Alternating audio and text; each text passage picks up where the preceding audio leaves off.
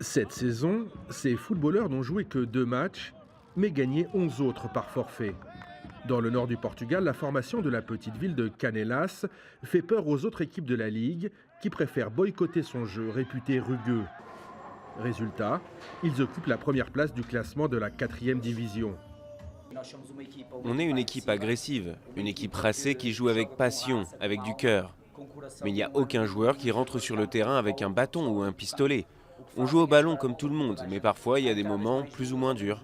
C'est le foot, c'est comme ça. Cette équipe, composée en partie de supporters ultras du FC Porto, a défrayé la chronique depuis que des spectateurs adverses ont posté sur YouTube des séquences de jeu particulièrement musclées. 2 ou 3 joueurs ont un peu perdu la tête et on en fait tout un sketch, alors que ce ne sont que 5 minutes sur un match qui en compte 90, dans une saison qui compte des dizaines d'heures de match, puisqu'il y a 40 matchs à jouer. On ne parle donc que de 5 minutes au total.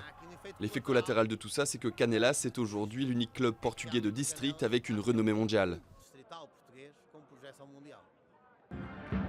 Après 3 mois de boycott, Canelas a rencontré ce mois-ci l'équipe voisine de Candale. Une reprise importante pour le club et les quelques supporters ayant fait le déplacement.